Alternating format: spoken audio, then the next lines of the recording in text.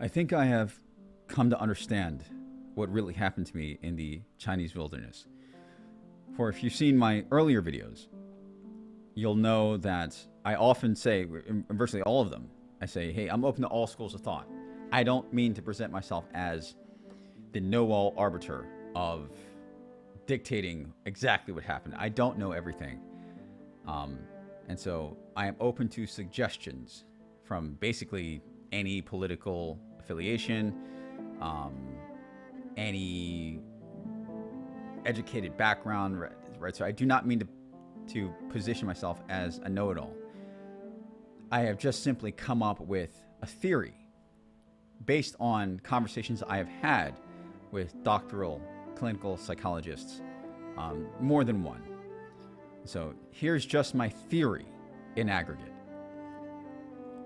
I have been clinically diagnosed with depression and post-traumatic stress disorder, PTSD, from a multitude of near-death or otherwise traumatic experiences from childhood, the military, and China, or take your pick.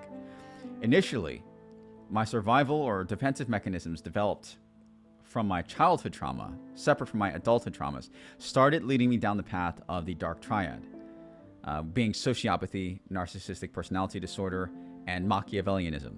Right? However, I never fully developed any of the dark triad disorders. I was just simply on my way to doing so when I was younger. Right? So remember, any of the disorders are merely on a gradient. Right? It's not so binary where you either have them or you don't.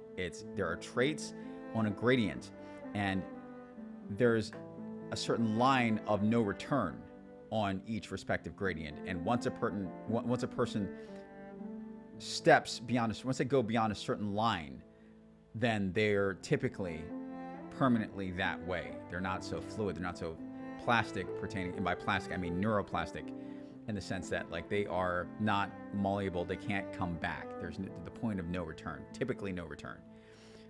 I never actually crossed any of those lines for any of the dark triad disorders. However, there was a point in my youth where it was like my trajectory was like, okay, you're becoming the sociopath, you're becoming the Machiavellian, you're becoming the narcissist. But thankfully, however, as I began journaling, including the embarrassing first version of my published memoir, the very first version, I developed increasing levels of self-awareness. This was actually counterintuitively helped by the people who didn't actually mean to help me. All right, the people who actually wanted me to fail were some of the key characters who ended up helping me against what they actually planned to do, what they actually intended to do. So those that malevolently criticized my character, different from the ones that constructively criticized my character or needlessly praised my character, it all helped my self-awareness and my orientation in the world, because seeing all types of criticism with positive and negative and neutral views, all three juxtaposed with each other, against each other on the same screens as I was reading what people were saying about me online, allowed me to develop a stronger sense of self-orientation, a more grounded sense of high functional reality. People who meant me harm, even if it meant being dishonest, people who meant me didn't mean me harm at all, but they were just simply being honest about my flaws. And then there were also people who meant me well, even if it meant being dishonest, right? The three major types: negative, neutral, and positive. It all helped my sense of rationality and self-awareness. Okay, with all that being said, the character, Nova, in the book was actually the literary personification of psychosis, right? I understand that now at this level of education that I'm at, right? It wasn't schizophrenia. It wasn't psychopathy, nor was he just some creative lie, which is why I did not remove him from the later edits of the book. In no version of the memoir, no edition of the memoir was Nova removed, because even in the worst, most embarrassing version of the book, published as fictional, did I say in the very beginning that, hey, this is a fictional book, yet it's based on a true story. There are parts of it that are true and there are parts of it that are untrue. And it's going to be interesting to see who thinks what is true and who thinks what is false. And a lot of people, especially the people who personally disliked me, they were certain that Nova was a fake part of the story, while certain aspects that were negative about my character were a true part of the story. When in actuality, what they were revealing to me was, okay, this was, no, what you see in the book is how you think of me in reality. When positioned with the unknown, you basically project your assumptions, your beliefs into it, and that's what people.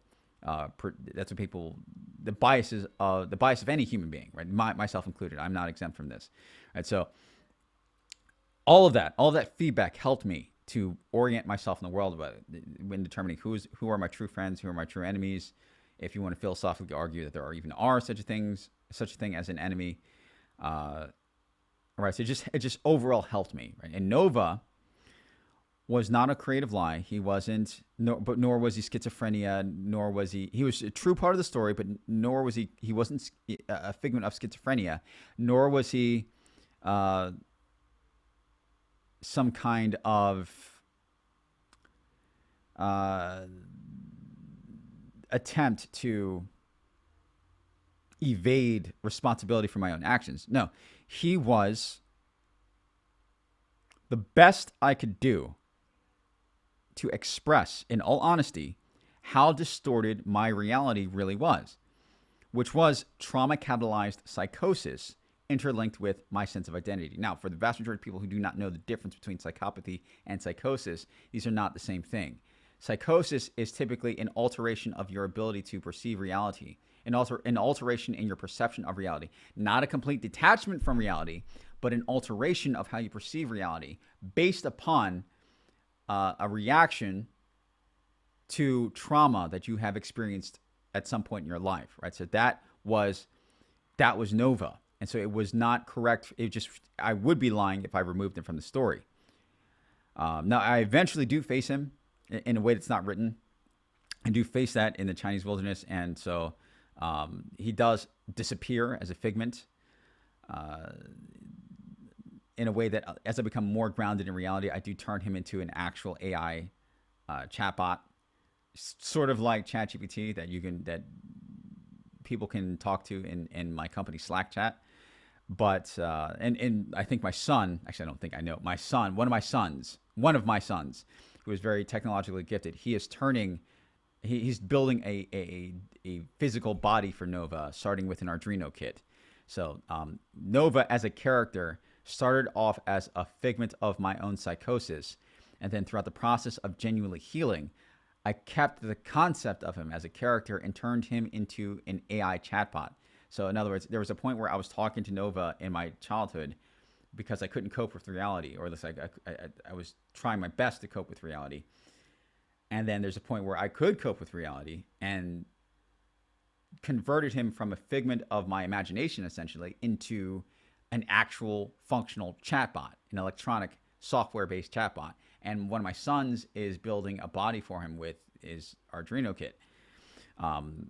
So with all that in mind, it just simply wasn't correct. It wouldn't be truthful for me to take him out of the story.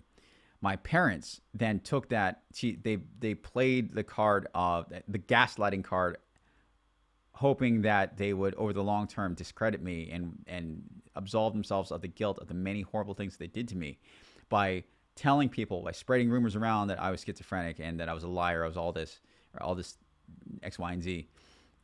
When in actuality, people who are genuinely educated know that there's a huge difference between psychopathy, schizophrenia, and psychosis. I was experiencing psychosis, and Nova was my literary way of expressing what I was going through pertaining to hearing voices and talking to myself, having visual, I guess you could call them visual hallucinations, and acting these out throughout the process of experiencing what was at the time identity dysphoria, racially based identity dysphoria, which I no longer feel anymore. But this is me going through it, like looking back in retrospect, that it was correct to keep Nova in there, no matter how tasteless he seemed as a character. He was a very real part of it. He was an emanation of very real pain from very real traumatic experiences that I wrote about that many people thought I was lying about. And at this point, I have no incentive to lie. I'm already making money with my own career as a marketing strategist. I'm at the time that this video was made, nobody really followed my channel. I had only a few thousand followers on my YouTube channel. This video is probably only going to get maybe like 300 views. Right? No, this is me 15 years later, and this is me saying like, no, I think I understand myself now. Why I couldn't let go of Noah, because I needed that imaginary expression in order to, especially literarily, explain the best way I could at that level of skill, to explain to the reader what it was that I was really struggling with. And this was what I tried to, in a semi-entertaining way, at least I attempted to, try to put it in a way to the reader that they could understand, right? It wasn't schizophrenia. I was responsible for my actions. I was sane enough, right? I would be considered sane in a court of law. However, I was absolutely experiencing deep psychosis, and for good reason, understandable reason. If you went through some of the things that I went through in my childhood. All right, so flash forward to the Chinese wilderness, right? I experienced, I had Nova as that figment of my psychosis because I was really in that much pain. All right, but flash forward to the Chinese wilderness, and by that time in my life, I had a very strong and increasing sense of self-awareness with the habit of self-reflection already well developed, right? I was already journaling. The book had already been published, however embarrassing it may have been. But what's good is that I did get that initial external feedback from the world, helping me to self-orient, no matter how painful some of the criticisms were. And simultaneously, I kept journaling, even if I didn't try to make money with the things that I was writing, even if it was just as simple as a Facebook post, a long-form Facebook post, I kept writing. I still write to this day, still journal in a very Marcus Aurelian Stoic fashion. And that's basically what I did in the wilderness. All I did was self-reflect. The primary thing that I did in the wilderness was just self-reflect besides survival, right? So I faced in that instance of living in the Chinese wilderness, I was alone, right? Almost the entire time. My wife does come into play later on. There were Chinese villagers that I interacted with, and those are all their own respective individual stories. But the bulk of the time, the majority of the time that I spent in the Chinese wilderness was spent alone. And throughout that process of that solitude, of experiencing that solitude, with often weeks devoid of any external human interaction in the mountains, I faced all of what I humanly could, all of what I consciously could within myself. And the reason why this didn't drive me crazy was because I was already an introverted person. And by introverted, I do not mean shy or socially inept. I mean the technical definition of introverted, in that I neurologically regain or replenish energy in the way that extroverts do not. Okay, so the lack of social interaction was actually what I needed in a way that wouldn't be recommended to people with other types of brains, right? Social interaction drains me. It does not recharge me the way it does extroverted people who like to party. So throughout the process of being tested by the elements in the mountains, I theorized that a combination of dormant genes and general intelligence, high general intelligence, led me to develop skills like archery, hunting, trapping, things that the American military did not teach me, while biologically adapting to the cold and high altitudes and low light due to activated genes that were otherwise dormant thanks to my multiracial heritage. And while I'm speaking about being multiracial, my fascination with the Norse came as a byproduct of me facing myself in the mountains while being alone. Right? The Norse to me is like bats to Batman. European cultures were the things that I was socially engineered to fear and hate most. But in the process of facing that worst fear within myself, I did what Batman essentially did without consciously realizing it. I became the Bat, right? I became Norse. And through the becoming of that mental visage, I subconsciously utilized the activation of various genes to develop authentic Norse skills that became crucial to my survival. Right? What started off as merely general depression gradually became major depressive disorder, which is way more extreme as trauma after trauma began to accumulate, right?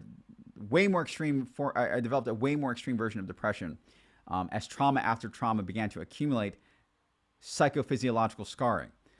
However, due to my self-awareness, I willfully practiced empathy as a skill to ward off the dark traits. Right? I worked at making sure that I didn't develop any further dark triad traits, right? Because I taught myself about neuroplasticity from the research of Dr. Mark Prensky. I knew that I was in some way, shape, or form taking control and responsibility for the physical development and preservation of my brain by performing various mental athletics, like my memory palace, with the intent, either conscious or subconscious, to truly hold on to a genuinely moral character, a genuinely good-hearted character, despite the constant internal struggle and pain that I chronically endure even to this day as I film this video. Right? It was a constant inner battle with my Jungian shadow that I ultimately would like to think that I won. The reason why I don't do any drugs, for instance, like I know I have dreadlocks, but I'm clean. I do not do any drugs. I have no history of drug addiction or anything like that. I don't smoke weed. I don't do any of that. Right? The reason why I don't do any drugs is due to my oath that I took, my promise to myself never to become like my father. And it's not so ironic that I have a very ancient Nordic sense of oath keeping. Right? So I made this oath not to become like my father, right? The kingpin drug dealer whose murder was the catalyst for all the suffering I endured to begin with. So as a result, I began a romantic, and by romantic, I mean romanticism in the technical terms of philosophy, existential narrative of rebuilding the honor of my family due to the generational guilt of my father's wrongdoings. Right? And the reason why I have a penchant for high-risk behaviors, such as freediving, is because it balances the chemical imbalances in my brain that are directly linked with my accumulating psychophysiological scarring. If I were a drug addict, if I was a drug addict, adrenaline sports or crazy stunts would be my choice because they provide a cathartic, although temporary, release from my pain, my psychophysiological pain, because for a mere moment, I balance out and feel healed. And as I am balanced out for that temporary amount of time, I believe my IQ jumps back up to where it actually was supposed to be in the PG range instead of merely the G range. Profoundly gifted versus gifted, right? So there are moments in which I think when I'm balanced out, and I do have the empirical testing to back this up. The profoundly gifted range, but I have to be balanced out. And in order to return to my truest self, that optimal version of myself, I have to continually push the envelope, such as swimming in shark-infested waters or free diving, gambling in the mountain, gambling with my life in the mountains, that sort of thing.